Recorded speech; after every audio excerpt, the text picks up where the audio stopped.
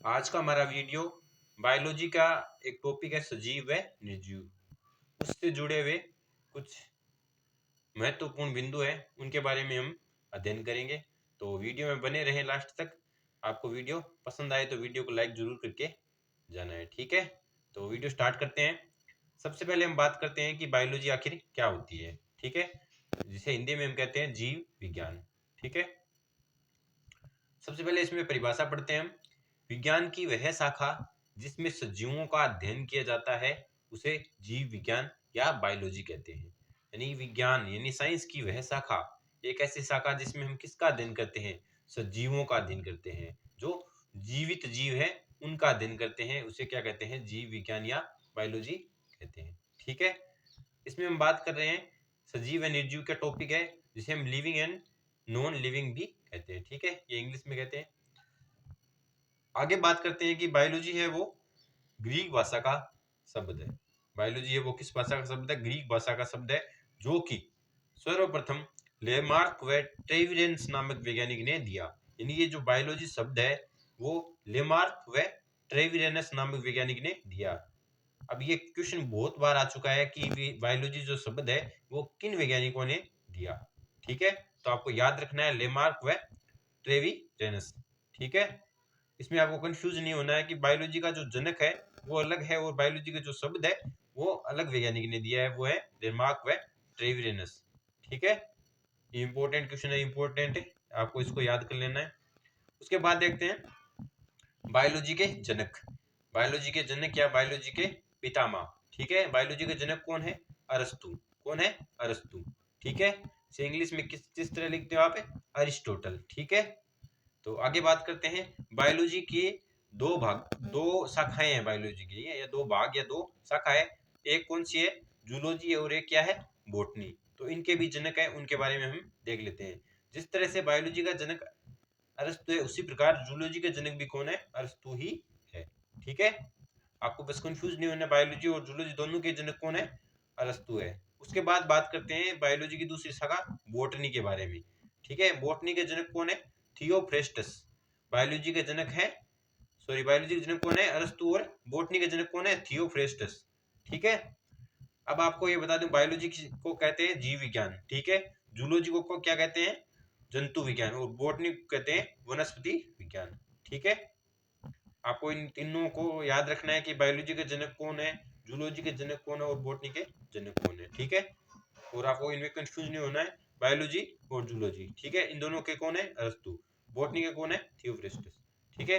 उसके बाद देखते हैं भ्रूण विज्ञान के जनक, ठीक है। एम्ब्रियोलॉजी है, उसके जनक की बात करें, एम्ब्रियो विज्ञान या एम्ब्रियो साइंस है, उसके जो जनक है वो भी कौन है, अरस्तु ही है, ठीक है।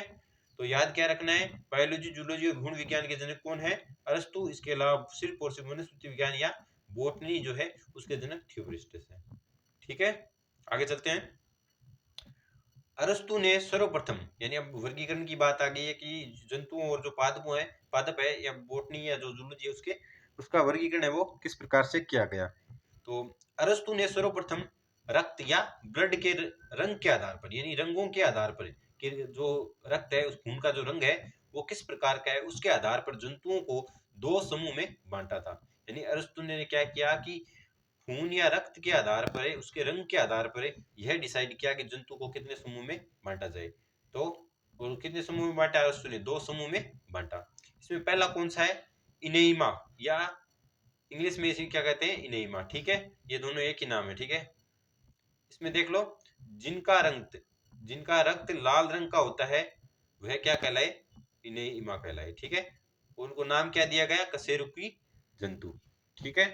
यानी जिन जंतुओं का रक्त या ब्लड है वो लाल रंग का हुआ, वो तो सभी क्या, कौन से जंतु कहलाए, कशेरुकी जंतु, वर्टिब्रेट्स, ठीक है।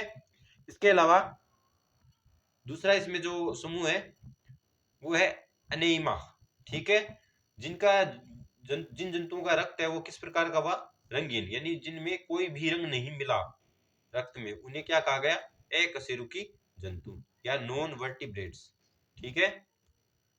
ये क्लियर हो गया आपका कि अरस्तु ने क्या किया, रक्त के रंग के आधार पर जंतुओं को दो समूह में बांटा, ठीक है। पहला इनेमा और दूसरा अनेइमा, ठीक है। इनेमा की बात करें तो इसमें रक्त का लाल रंग होगा तो वो कशेरुकी जंतु कहलाएंगे, ठीक है।